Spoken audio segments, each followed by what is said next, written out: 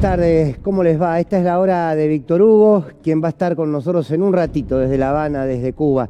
Pero empezamos preguntándonos si el mundo no se está escapando del mundo y no ha encontrado un lugar donde ir. La crisis de los migrantes, familias enteras, hombres y mujeres que escapan del hambre, que escapan de la guerra y que llegan a muchos países donde lo primero que encuentran es un muro, es un decirle, acá no podés entrar. Y así está el mundo, escapando, insisto, de lo que generan las políticas económicas neoliberales, que es como consecuencia o como causa, mejor dicho, para que se sostengan el hambre y las guerras que no se detienen. Podemos ver lo que pasa en la guerra en Ucrania y preguntarnos, ¿hay ucranianos que llegan hasta México?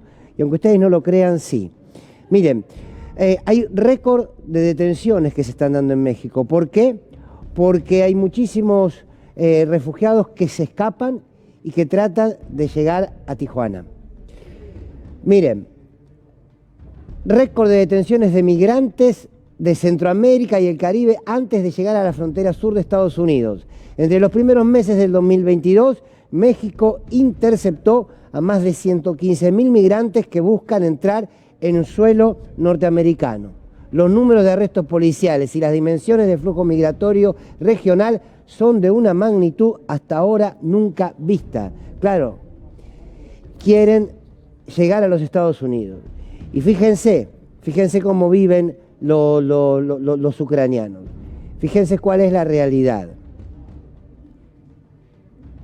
Steady stream of Ukrainians arrive at a city sports complex converted into a temporary shelter near the U.S.-Mexico border in Tijuana. They are greeted by volunteers who speak their language and will help them get settled. They're terrified. They're confused. They have no clue what's going to happen next. They're still in a blur. The reality hasn't really hit a lot of them yet. She told them that war has started. We can all die. They can take away your dad, so we need to leave. At first they cried and they wanted to come back, and we decided that we need to go. It took Ina and her family about 3 weeks to travel mostly by plane and car from Odessa. There were stops in Moldova, Frankfurt, Germany, Spain, Mexico City, and eventually Tijuana. De Ucrania a los Estados Unidos. Y ustedes saben tanto como nosotros que no es el único país que intenta escapar de su propia tierra y que no encuentra lugar donde llegar. Miren, en el Líbano pasa exactamente lo mismo. Fíjense, en el Líbano salen y el mar se empieza a transformar en un gran cementerio de la humanidad. Hoy, grandes mares del mundo son cementerios de la humanidad. Miren lo que pasa con náufragos del Líbano que murieron en el mar y la pregunta es, ¿los dejaron morir? Fíjense. Siguen las tareas de búsqueda de supervivientes en Líbano tras el naufragio en el Mediterráneo de una embarcación con migrantes que era perseguida por los guardacostas. Al menos 6 personas murieron y hay decenas de desaparecidos después de que la embarcación se hundiera el sábado. Desgraciadamente, por nuestra investigación y por lo que hemos oído de los familiares de las víctimas, la mayoría de los desaparecidos son mujeres y niños. Fue el ejército el que los mató. Nos hundimos y en lugar de venir a salvarnos se mantuvieron a distancia, nos dejaron ahogarnos. No rescataron a los niños, empezaron a rescatar a los hombres que saben nadar. El ejército libanés indicó el domingo que cerca de medio centenar de personas han sido rescatadas, pero no está claro cuántos posibles demandantes de asilo estaban en la embarcación cuando zarpó. Esto está pasando en el mundo, hay miles de expresiones. Ayer dábamos la noticia de que Elon Musk compraba por 47.000 millones de dólares una red, Twitter. Decíamos que esa era la deuda que tenemos los argentinos y argentinas gracias al gobierno de Mauricio Macri. Y ustedes me dirán, ¿qué tiene que ver? Y tiene que ver todo con todo. Porque hay un poder mundial que concentra el capital y después familias enteras que huyen del hambre. Miren, ustedes se acuerdan, el 4 de mayo del 2012, si yo les digo un nombre se van a acordar, el nombre es Aylan, un niño kurdo que apareció en las playas de Turquía, muerto, boca abajo. El mundo se detuvo con esa imagen. Por primera vez veíamos la crudeza de aquellos que escapan y mueren en el mar. Bien, al día después todo siguió igual. Y hoy tenemos a la Guardia Costera turca que rescata a 40 migrantes irregulares en Seferizar. Los rescatados fueron llevados a la Dirección Provincial de la Gestión de Migración tras completarse los trámites. Insisto, escapan de un modelo del hambre, escapan de un modelo de guerra, escapan también de sistemas profundamente marginales y autoritarios. Y pasa en cada rincón del planeta. Y si nos pasamos a mirar por África, vamos a encontrar mucho más. Miren, también pasa en Canarias. Fíjense lo que significa hermanos, hombres y mujeres, que se mueren en el mar, camino a buscar alguna esperanza. El buque de rescate marítimo Guardamar Calípole llegó el martes al puerto de Arguineguín con 115 migrantes rescatados a bordo, uno de ellos muerto. Los migrantes, todos de origen subsahariano, fueron localizados de madrugada en 3 pateras a 132 millas de la costa sur de la isla española de Gran Canaria. Mientras tanto, ¿qué? Del otro lado, esos países que tienen que recibir, por una cuestión de humanidad, claro, pero parece que lo humano ha perdido protagonismo, ¿no? Y los que tienen que recibir, ¿qué dicen? Vengan, pasen, le vamos a dar un espacio, le vamos a dar una vivienda. No, todo lo contrario. Hacen campañas, llevan adelante campañas para decirte quédate en tu casa, ni se te ocurra venir para acá. Y los Estados Unidos, responsables de muchísimas guerras en el mundo, que generan precisamente que estas familias se escapen y que lanzan una campaña con Trump a la cabeza, claro está, para decir quédate en tu casa, que el problema no es nuestro, no nos hacemos cargo. Esta es la campaña en los Estados Unidos. Un grupo de solicitantes de asilo entra a Estados Unidos desde México poco después de que Biden suspendiera en febrero del año pasado el programa Quédate en México, bautizado oficialmente como Protocolos de Protección al Migrante. La orden presidencial tenía el objetivo de proporcionar un proceso seguro y apropiado a nuestros solicitantes de asilo en la frontera con Estados Unidos. Quédate en México permitía devolver a México a los demandantes de asilo mientras se resolvían sus trámites migratorios en Estados Unidos. El programa fue instaurado a principios de 2019 por Donald Trump con su habitual retórica. Todos los estadounidenses se ven perjudicados por la inmigración ilegal incontrolada. Supone una carga para los recursos públicos y reduce los puestos de trabajo y los salarios. Nuestra frontera sur es un coladero para grandes cantidades de drogas ilegales. Parece que ninguna responsabilidad le cabe a los Estados Unidos, al gobierno de Donald Trump y a otros tantos, ¿eh? Está claro que no es el único. Y claro, entonces fíjense el diario Sol de México, que dice, primero fue la violencia y ahora niños migran por la pobreza. Y la pobreza tiene responsables en el mundo, ¿eh? No es una cuestión de la naturaleza. Según la OIM, 3 de cada 4 niños centroamericanos, lo repetimos, 3 de cada 4 niños centroamericanos se fueron por causas económicas hacia los Estados Unidos. Estados Unidos que no les abre las puertas, como muchos otros países tampoco se abren las puertas. Y la pregunta es entonces, si al fin y al cabo la humanidad no está pidiendo oportunidades, no está pidiendo posibilidades. La humanidad a esta altura del partido todavía está luchando por poder acceder al trabajo, acceder a la educación, acceder a la vivienda, acceder a la alimentación. Y cuando escuchamos a grandes pensadores como Íñigo Errejón de España, que nos plantea de alguna manera, el derecho a fracasar no es un derecho de todos, ¿eh? Algunos pueden fracasar una y otra vez. ¿Por qué? Porque tienen la oportunidad de intentarlo. Y hay otros que no. Hay otros que ante la primera, si no les sale, se quedan afuera. La palabra es oportunidad, la palabra es equidad, la palabra es igualdad de oportunidades. Esas son las palabras que debe discutir un modelo económico, un modelo social, un modelo cultural. Y vivimos en un mundo donde las posibilidades mayoritariamente son para unos pocos. Pasa en nuestra región, en nuestro continente, pasa en el mundo. Y de esto se trata, cada vez mayor capital concentrado en manos de unos pocos y cada vez mayorías más marginadas y hambrientas. Y ahí aparece la opción de la ultraderecha. ¿Por qué? Porque muchos de los marginados dicen la culpa es de la política. Entonces me alejo de la política. Ahora, la antiderecha es al mismo tiempo la antipolítica. Lo reflexionamos después de esta pausa. Antipolítica, la nueva grieta. La antipolítica no es una cuestión natural tampoco, ¿eh? La antipolítica se construye. La antipolítica es el negocio de los poderes concentrados. La antipolítica es el negocio de algunos medios de comunicación, aquí en la Argentina y en otras partes del mundo. Una sociedad despolitizada es una sociedad atontada. Es una sociedad que no encuentra rumbo. Es una sociedad que confunde sus propios intereses. Entonces después encontramos un trabajador, una trabajadora que apenas llega a fin de mes y te saca un cartel y te dice: todos somos Vicentín, por ejemplo. Y uno dice: ¿cómo puede ser que el trabajador y la trabajadora piensen con la cabeza del patrón? Y bueno, precisamente porque lo han despolitizado. Le han hecho creer que los intereses de un poder concentrado son los mismos intereses que él tiene, puertas adentro de su casa.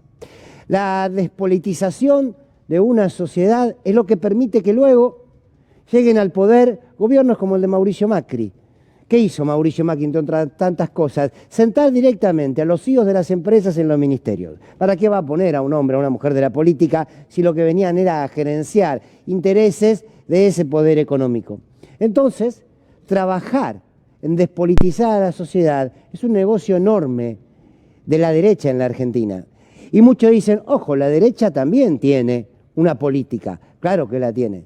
La tiene una vez que llegan al poder. Pero de cara a la sociedad, su política es despolitizar a la sociedad.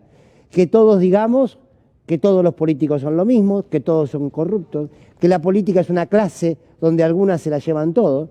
Entonces vos te enojás con la política, te enojás con los políticos y te alejas.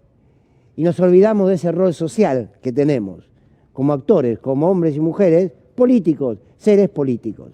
Miren, habló la alcaldesa de Barcelona, España, Ada Colau. Precisamente hace una reflexión muy interesante sobre la antipolítica. La escuchamos. Que escuches esos mensajes de la política es una mierda, la política no sirve para nada, todos son corruptos o querrían ser corruptos, pregúntate a quién le interesa que pienses que la política no es para ti o la política es una mierda. Le interesa a aquellos que mandan al margen de la política, aquellos que no quieren que cambie nada, a los fuertes, a los que tienen más dinero, a los que tienen menos dinero, a los que están precarizados, a los que tienen mucho por ganar. A esos les interesa implicarse en política en el sentido amplio de la palabra, no en la política institucional, te digo, en la política de barrio, en movimientos sociales, donde sea. Bueno, buenas noches, Víctor Hugo, desde La Habana. ¿Cómo estás? Qué bueno tenerte ahí, Fernando. Muchísimas gracias. Tengo un poco de rebote, pero a esta altura del partido es un detalle técnico que no importa demasiado, teniendo en cuenta que tuvimos todos estos minutos gracias al equipo de técnicos de C5N tratando de poner en orden. Las transmisiones internacionales siempre son un problema o una amenaza de que no todo puede salir bien. Pero estoy siguiendo atentamente lo que decía sobre el trabajo que se hace con respecto a la antipolítica. Y esto es verdad, fue lo que se trató intensamente ayer en la Red de Defensa de la Humanidad. De esto habló Fray Neto, por ejemplo, de una manera que fue, Fray Beto quise decir, una manera que entusiasmó, porque uno entiende lo que está pasando en el mundo. El ataque fundamental del capitalismo, los dueños de los medios económicos, de los medios de producción, etcétera, es a la política, porque directamente cuando no esté la política se quedan con todos, y los que van a estar en el lugar de la política son aquellos que llegan a la misma diciendo no a la política, es decir, alineados con ese discurso terrible que finalmente está terminando con todo tipo de valores, porque si no hay política de verdad, no hay valores, o los únicos que predominan son los antivalores de los empresarios, de los hombres de los bonos, de los sectores económicos dominantes en cualquier parte del mundo. ¿Y cuál es la esperanza? Lo decía ayer Fray Beto justamente de Brasil, y digo justamente de Brasil porque lo vamos a escuchar a Lula. La esperanza son los jóvenes, es a los jóvenes a los que hay que mover de una manera muy decidida y tratar de crear a través de los conductores los puentes necesarios para que esos jóvenes estén defendiendo la política como la única posibilidad de estar luchando por un mundo mejor. É muito difícil a gente mudar o país. É muito difícil. Se as pessoas que querem mudança não querem participar, fica difícil. Ah, mas todo político é ladrão. O vereador é ladrão. O prefeito é ladrão. O deputado estadual é ladrão. o governador é ladrão, o presidente é ladrão, o senador é ladrão. Fica muito fácil falar isso para a gente negar a nossa participação. Mas se você é uma pessoa politizada, se você é uma pessoa que quer mudar o país, se você quer melhorar a comunidade onde você mora, se você quer mudar a escola onde você mora para dar a ela mais qualidade de educação, se você quer mudar a sua cidade, você tem que participar. Bueno, lo que dice Lula es ciertamente una posibilidad, acaso la única, que los jóvenes sean los que se comprometan con la política, pero también aquellos que ya están dentro de la política tienen que dar la pelea. El mundo se ha convertido en tierra arrasada por un neoliberalismo dueño de todo, y en tanto eso no tienen ningún tipo de prejuicios para llevarse por delante aquellos valores que antes tenían algún sentido, por ejemplo, en el mundo de la política. Así que estamos en manos de esos conductores que sepan hablarles a los jóvenes, que recuperen credibilidad y que sean estos los que finalmente muevan hacia un mundo mejor, porque así como estamos, es un verdadero desastre, es campo arrasado. Lo que ustedes estábamos presentando todos sobre la migración marca cuáles son los riesgos, las desigualdades, las injusticias que el mundo alberga en este momento. Iván Noble, en Sobredosis de TV, dijo algo interesante, algo para tener en cuenta, con respecto a un tipo de conductores que llegan con la antipolítica, pero se apropian de la política para anularla y para que solamente esté vigente el poder de esos medios de producción o esos medios financieros. Personas como Milei, de antipolítica no tienen nada. O sea, y todo lo que tenemos más de 40 años lo sabemos, porque sabemos guardianes de quiénes son. Pero no está mal, digamos, tienen una ideología, tienen una mirada de país, un proyecto de país, y están adentro del Congreso, y a mí me parece que eso es absolutamente legítimo. Lo que sí me da lástima son los pibes de 17, 18 años, precarizados ahora, por supuesto precarizados ahora, que escuchan estas ideas y yo imagino que esa cosa extravagante y casi como de personaje de Titanes en el ring que tienen, ¿no? Me parece que eso es seductor a cierta edad, ¿viste? A lo que se refiere, a lo que menciona Iván Noble, es la desorientación que tienen los jóvenes. ¿Y qué es lo que podemos hacer? Colaborar para que eso vaya teniendo canales de entendimiento, de puentes con la política. Hay que considerar que los jóvenes son la única esperanza de nuestra generación. ¿Cuánto más puede hacer? Es en el caso de los muchachos que pasaron los 16, los 17 años y pueden estar politizados que podemos encontrar una esperanza. Pero insisto con los sectores políticos, tienen que seguir luchando, tienen que estar en el territorio, tienen que estar en el cara a cara con la gente. Ya no sirve hablar desde los estudios de televisión. Los estudios de televisión solamente han servido para consolidar algunas figuras como el mencionado Milei, que con 280 reportajes en apenas un año consiguió hacerse de un lugar que le llega también a los jóvenes.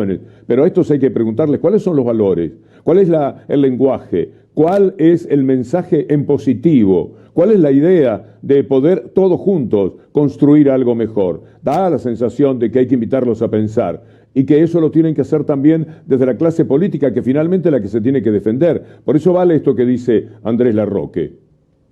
En este tiempo de rebrote, de fenómenos de la antipolítica, miren, si recordamos ese 27 de abril, lo que era la antipolítica en la Argentina, el que se vayan todos, el peronismo dividido. ¿Cómo se venció la antipolítica? ¿Cómo se venció el escepticismo en la Argentina? Representando lo que hay que representar, sin jugar a las escondidas, mirando a la gente de frente, peleándose con quien hay que pelearse.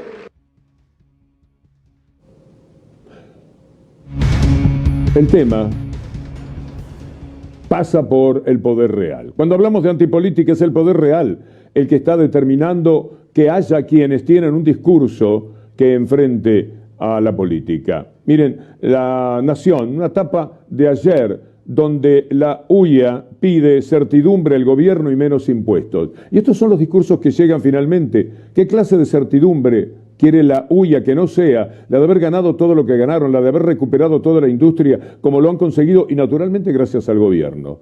¿Cuál otra certidumbre quieren? Si el futuro se presenta muchísimo mejor y no el pasado, muchísimo menos el pasado que tuvieron en los tiempos del neoliberalismo, ¿qué pasó allí? ¿Qué ocurrió entonces? ¿Cómo vienen ahora a decir que quieren certidumbre si se movieron dentro de la incertidumbre de un neoliberalismo que les hizo perder dinero? Al que están afiliados ideológicamente por una cuestión de poder, o por estupidez humana, también eso, porque cuando uno ideológicamente está a favor de lo que lo perjudica, da la sensación de que no está pensando bien las cosas. Ahí hay un grado de tontería inadmisible. Bueno, miren ustedes esta etapa de la nación. La huya pidiendo certidumbre de gobierno. Es el poder real, jugando de todas las maneras. La Unión Industrial pidió certidumbre y yo qué sé cuánto más. Hay una respuesta muy buena presentada por Hugo Yasky cuando dice que existe un nado sincronizado entre la huya y la oposición en la Argentina. Acompáñeme en estas palabras de Hugo Yasky, donde la palabra incertidumbre es permanentemente utilizada para generar inestabilidad económica que justifique los aumentos de precios, la presión sobre el dólar, las movidas especulativas. Es todo un plan. Tiene una inmensa razón Hugo Yasky. Todo lo que hace la huya con la oposición política al brazo de los sectores corporativos es para sacar todas las ventajas que sean necesarias. Si usted está en contra de todo lo que el gobierno está intentando hacer, está a favor de ellos. Esto es lo que ellos quieren permanentemente y estando a favor de ellos vienen los aumentos de precios que dictaminan estos empresarios a los que representa en su lobby de Che Pibe, Funes de Rioja. Viene todo lo que es la presión sobre el dólar. Con un mercado chico, ellos cuando quieren mandan determinado tipo de cantidades de dinero que finalmente levantan el dólar que ellos pretendan y con eso enloquecen los mercados. Y luego el discurso antipolítico, el discurso de la responsabilidad la tienen los otros, mientras ellos son los que permanentemente nos están robando. Vamos a ver cómo es que trabajan los políticos de la derecha, los antipolíticos, con estos temas de la incertidumbre. La ausencia de programa es la medida de la incertidumbre que tiene hoy la economía argentina y la forma en que se expresa esa incertidumbre es la brecha entre el tipo de cambio oficial y el contado con liquidación. Los argentinos están desesperados. Entiendo. Entre la incertidumbre, la angustia, todo lo que les pasa. Una vez más, el campo en alerta y movilización por la incertidumbre. Y esto así, con una incertidumbre. Es imposible que la Argentina crezca. Descarados. ¿Cuál era la certidumbre que tenían entre 2015 y 2019? Claro, no había nada de inflación. El mundo del trabajo no se movía. No había una hoja que se moviera. No cerraba ninguna empresa. ¿De qué certidumbre están hablando de aquella época? Porque supongo que hablan de esta incertidumbre de la que acusan cuando claramente no es así, en función de aquello que vivieron entre 2015 y 2019. Mentiras que tienen añoranzas. Es una cuestión clasista. Es llevarse el mundo por delante. No se puede entender lo que ellos están diciendo. Leo con ustedes el destape. Acompáñenme porque esto es interesante. Libro blanco. Las 100 propuestas que le presentó la huya al presidente. Ojalá que no escuche una. La entidad elaboró un plan para impulsar un incremento de la producción. Esto abarca el afamado lema de reducir la litigiosidad de los trabajadores. En este capítulo de flexibilización laboral, la huya pide incentivar la creación de empleo por medio de reducciones en contribuciones patronales, 90% el primer año, 80% el segundo año, con beneficios adicionales al empleo joven y contratación de mujeres, 5% más. Gracias. También piden un esquema de retiro anticipado para trabajadores de más de 60 años con comorbilidades de COVID-19. Tratan de mostrar un poco de piedad o de comprensión. Por el lado impositivo, eso sí, la huya no pierde oportunidad para pedir una reducción, tanto de la recaudación de AFIP como de la información que deben brindarle las empresas. No quieren informar. Están hartos de que nosotros digamos por televisión cuánto ganaron. 10.000 millones, 20.000 millones, y así se mueven. Bueno, todo esto de la mano de los incentivos que piden a la inversión, es decir, que les den plata para invertirle, después cuando la ganan para ellos solos.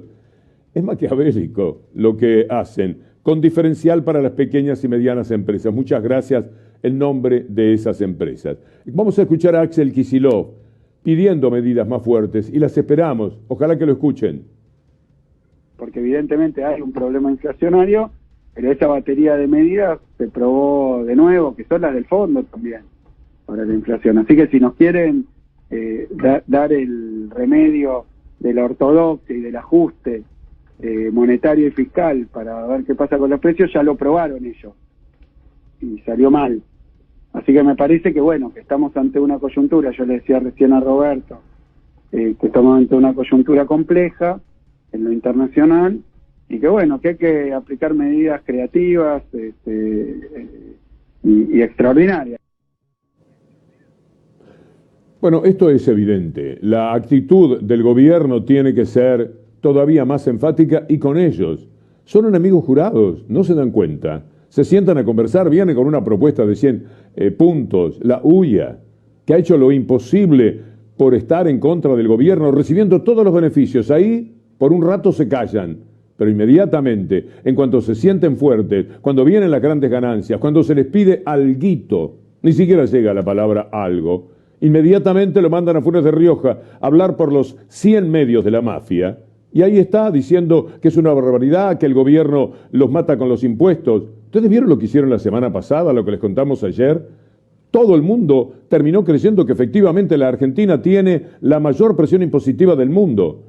Tiene el 29%, toda Europa de promedio tiene el 40%. Francia, Italia, Alemania, todos tienen mucho mayor, pero mucho, 35 a 29, presión tributaria. Y en América Latina el promedio es 27.4 y lo de Argentina es 29. Quiere decir que de ninguna manera la presión tributaria es algo que los desarma, pero ellos lo instalaron. Y hay gente que no tiene la menor idea de este tema. Hay gente que no recibe ningún perjuicio naturalmente sobre este tema y que sin embargo habla de que el problema de la Argentina son los impuestos. Y los comunicadores, que no hacen nada muchas veces por informarse, por saber cómo son las cosas, y que cuando lo saben tratan de mirar para otro lado, porque tendrían que cambiar su discurso. Tomaron lo de los 165 impuestos que el bandidaje de los empresarios le hizo decir al buen representante que tiene en ese sentido, que Funes de Rioja, y María Eugenia Vidal, y el diario Clarín, 165 impuestos, y salió quien había establecido parámetros de impuestos y de tributos a aclarar que no era eso lo que había dicho, cuando el CEPA felizmente hizo la aclaración necesaria. Con eso están jugando permanentemente. Esto es lo que determina. Mire este destacado de c5n.com. Acompáñame porque esto es interesante. Según el INDEC, cada vez más argentinos compran alimentos con tarjetas de crédito. El uso de las mismas en supermercados durante febrero creció un 67%, mientras que en los mayoristas aumentó 75%. Vamos a recordar estas palabras que tienen todavía un enorme valor. Son de Néstor Kirchner. El problema de cierta prensa y de ciertos medios, y esto se va a discutir en los próximos tiempos, es que el medio está bien que tenga una posición crítica constructiva, a ver, que haya muchísimos medios, plural, que pueda hablar todo el mundo, que diga, tú me parece bárbaro. Pero ciertos medios transformaron eso en lo que tiene que ser su rol, a un rol de querer decirle al gobierno qué es lo que tiene que hacer. Y si no hace lo que ellos quieren, o no le dan a ellos lo que ellos quieren, los intereses de las cosas que ellos quieren, viene la presión mediática y entonces lamentablemente viene la presión sobre los periodistas sobre esto y demás. Y hay dos formas de terminar con la libertad de prensa y la pluralidad. Uno, monopolizando los sectores privados, y otro, monopolizando el Estado. Por eso acá tiene que haber una pluralidad absoluta donde haya muchísimos medios, donde todo el mundo se pueda expresar. A mí me tocó vivir con usted con Cuevas en España el día que nos mataron los empresarios por el default argentino. Yo estaba 2 meses en el gobierno. Si uno a veces no pelea las cosas, no lucha las cosas y no le da todo lo mismo, las cosas no se logran. el que es extremadamente educado, modosito, se porta muy bien y se inclina siempre frente al poder determinado y no defiende los intereses que tiene que defender, termina de rodillas. Va a ser visto, mirá qué bueno que es, pero termina de rodillas y arrodilla al país. Es decir, uno cuando pelea de un país como el nuestro y con las cosas que pasaron en el nuestro, a veces si no se pone firme, evidentemente lo pasan. Vamos a hablar de un corte a la injusticia, que es lo que quisiéramos lograr. Antes, debo recordar, ya que lo escuchábamos, veíamos recién a Néstor Kirchner, que hoy se cumple un aniversario de su victoria en el año 2003. Empezaba un tiempo muy diferente para la Argentina. Pero estoy mirando cómo ellos, además de los medios de comunicación, han conseguido tomar la justicia totalmente por asalto. Entonces, la justicia, trabajando con esos poderes, directamente cierra todos los caminos para que se pueda hacer las cosas de otra manera. La Corte Suprema es cómplice, por ejemplo, de las tarifas que usted está recibiendo de Cablevisión, de Telecom, de Claro, toda tarifa que usted tiene en estos momentos que pagar y que es un dolor de cabeza, ahora ya es culpa de la Corte Suprema de Justicia, que mantiene una cautelar que no se puede sostener de ninguna manera, en la cual esa cautelar le da la razón a las empresas en la lucha contra el gobierno. El gobierno dijo, pandemia, entonces vamos a aumentar solamente el 5%. A ellos, al Poder Real, se le antojó que querían aumentar 20% y lo hicieron. Y 6 meses después volvieron a aumentar. ¿Y quién lo habilita? La Corte Suprema. ¿Usted se acuerda? Lo mencionábamos ayer, lo que dijo Alberto Fernández el 1 de marzo. La connivencia que existe entre la Corte Suprema y las telecomunicaciones. Todo es una gran vergüenza. Por consiguiente, intentar modificar a la Corte Suprema, que es algo viejo, que viene de mucho tiempo. Bueno, en la historia, 1853, corte de 9 integrantes, que daban 200.000 habitantes por cada integrante de la Corte Suprema, cuando eran 9. Ahora tenemos un integrante de la Corte Suprema cada 10 millones de habitantes. Es una barbaridad, cada 11 en este momento porque son 4.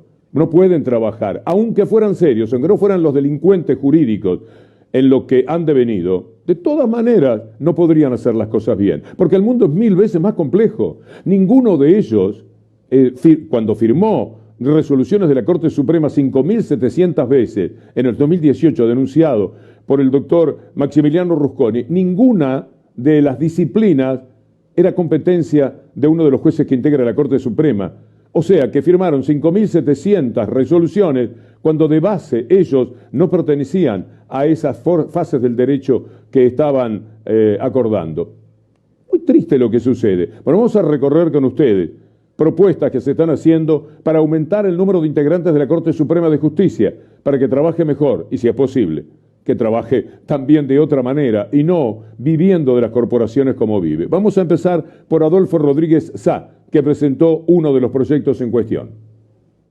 Primero, este proyecto no es a favor de este gobierno. Yo este proyecto lo he presentado 4 veces. La primera vez en marzo del 16, gobernaba Macri. En segundo lugar, 9 miembros en la Corte no es una novedad para la Argentina. La Constitución de 1853 establecía que la Corte Suprema de Justicia debía tener 9 miembros.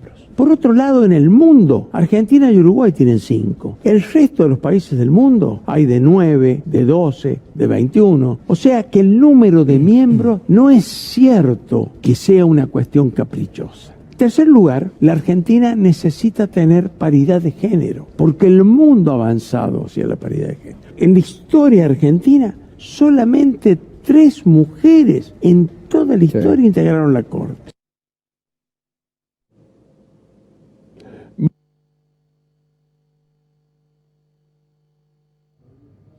Bueno, ahí está el proyecto de ampliación.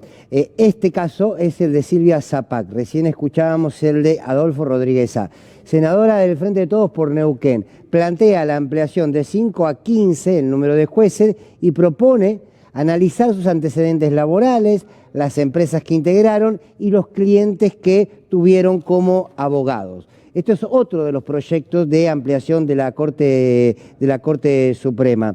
Ahora, no es el único. Aquí hay otro más, sería el tercero, el de Alberto Hueretilnec, senador de Juntos Somos Río Negro. Plantea llevar a 16 el número de magistrados, propone que haya paridad de género y establece un cupo federal de 5 regiones. la ciudad de Buenos Aires, el norte, centro y sur del país. Tengamos en cuenta que estas cinco secretarías, por decirlo de alguna manera, van a estar integrados por 3 miembros cada uno.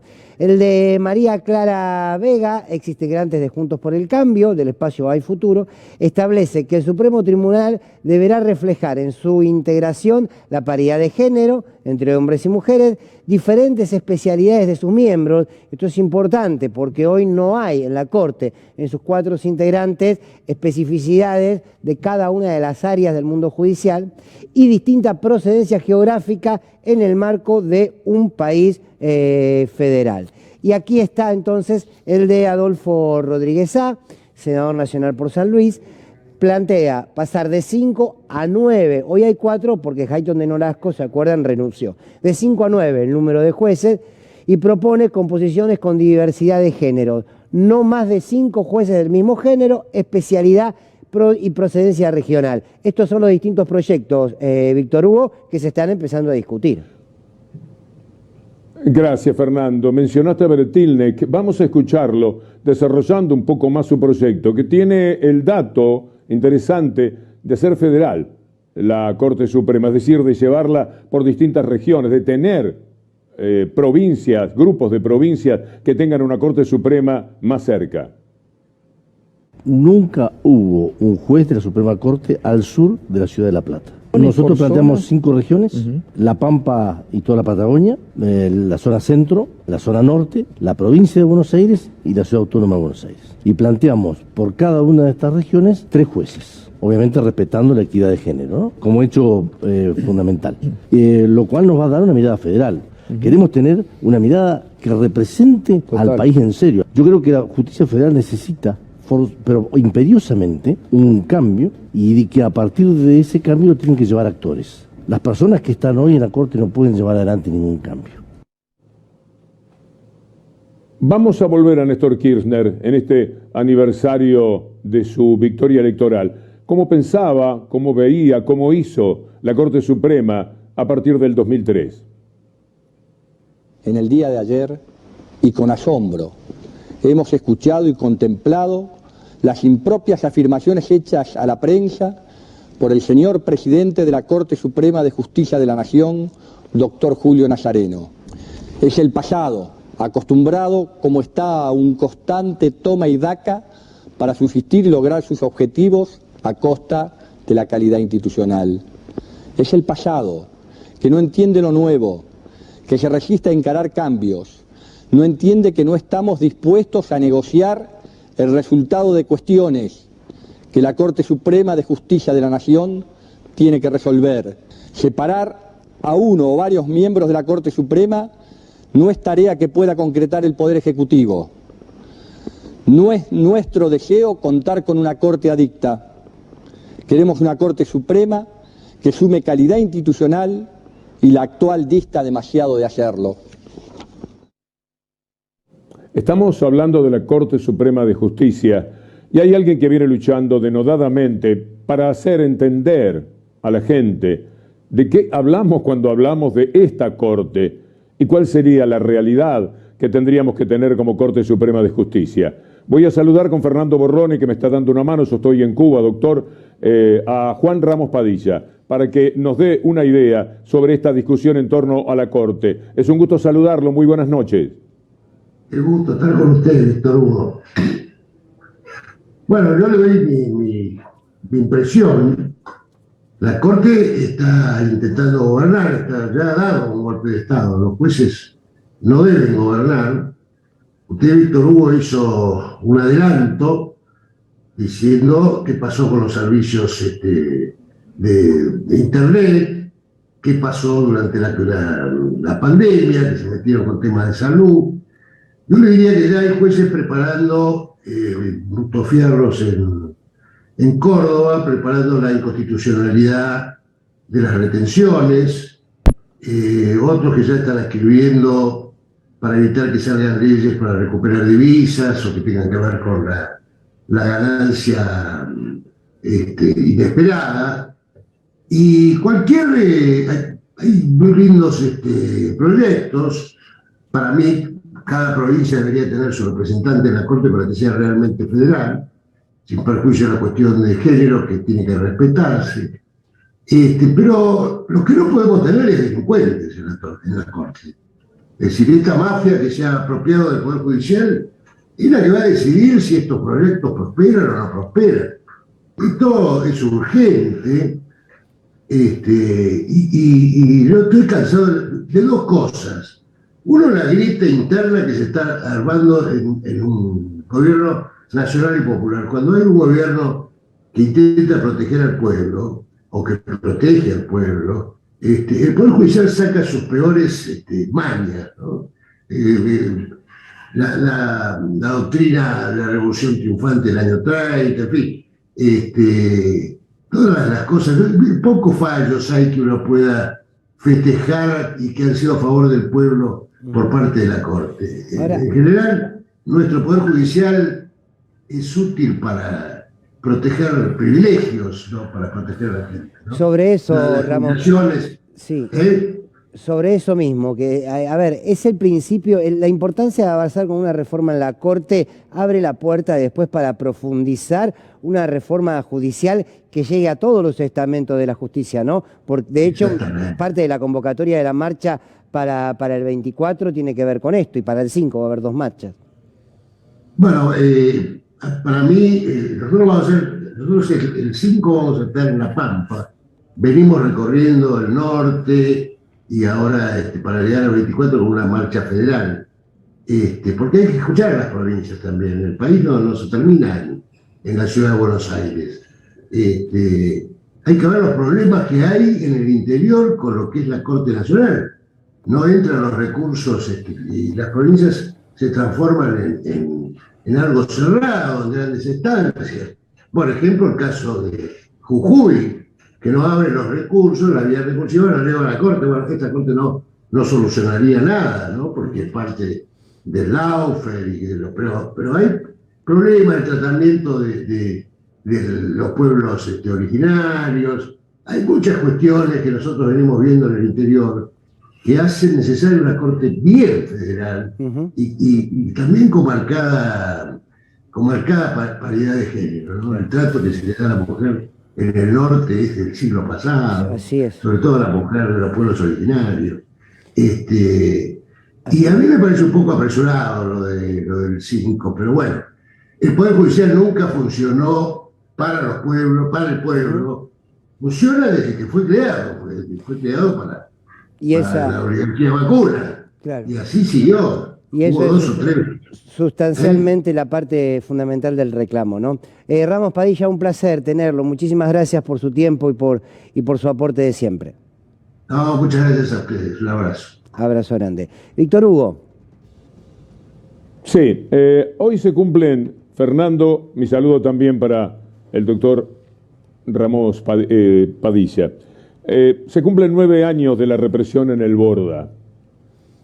Parece mentira que ello haya sucedido en los términos en los que lo recordamos todavía. Vamos a leer esto y vamos a hacerlo juntos porque es una manera de ensayar la memoria. A 9 años de la represión en el Hospital Borda, usuarios de la salud mental, trabajadores e integrantes de organizaciones sociales recordaron este hecho sin precedentes que dejó un saldo de 50 heridos, entre ellos hombres internados en la institución. Hay un reclamo de justicia por las responsabilidades políticas. Vamos a evocar en este informe lo que sucedió hace 9 años en el Borda.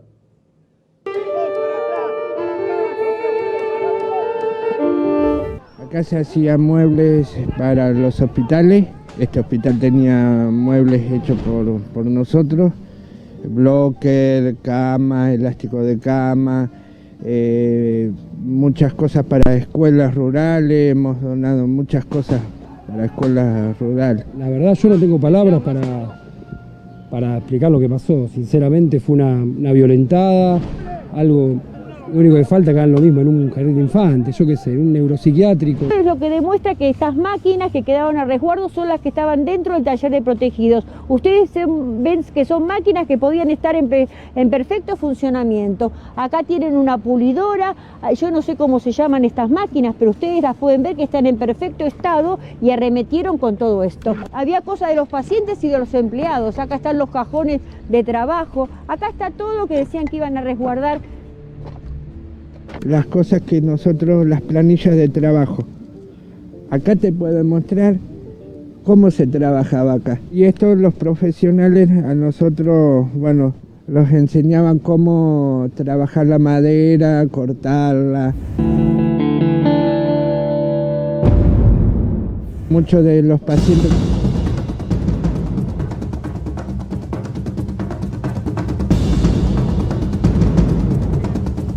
Cuando recordamos estos episodios, tenemos que tener en cuenta que hoy día están ofreciendo un verdadero show.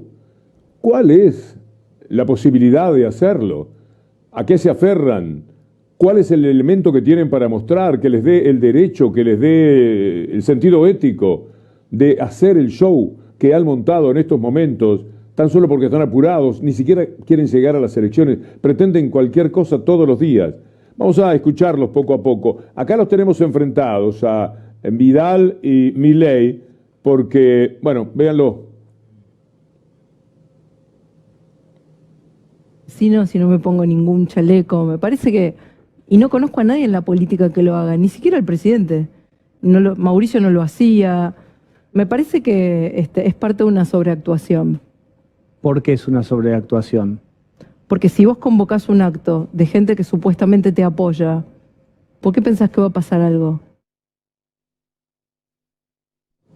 Pero ella no se refugió en una unidad militar también en función de cuestiones de la seguridad. Posiblemente sea parte del show, pero además, si tiene miedo, ellos están colaborando tanto con la locura que efectivamente puede pensar Milei o cualquier hombre que esté en la política o muy jugado públicamente que algo puede suceder. Si están locos, ¿qué pasó el otro día cuando amenazaban, los vamos a hacer polvo, sustituyendo palabras, cuando llegaron los enloquecidos, disconformes, que no se sabe por qué lo están del campo?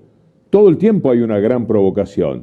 En consecuencia, ellos mismos, los que consiguen este mundo enloquecido, este mundo brutal, pueden ser víctimas. Entonces Milei dice, no sabía esto, pero se pone un chaleco antibalas, porque también puede ser una persona que esté en peligro de ese mundo que él crea posiblemente como pocos. Es un gran colaborador de la fogata que estamos haciendo permanentemente. Es de lo que les tira más leña a este fuego de imbecilidad, de delirio dentro del que se está hoy día en la política. Bueno, ahora Milei.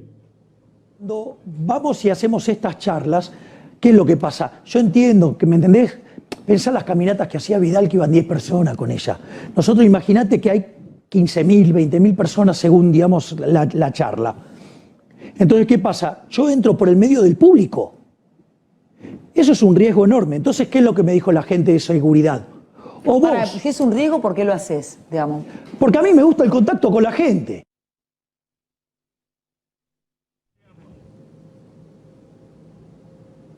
Las andanzas de Macri, mientras tanto, son muy pero muy curiosas. Él es de los grandes protagonistas de la violencia que se vive hoy día en la Argentina. La fogonean durante cada discurso, en cada una de las presentaciones.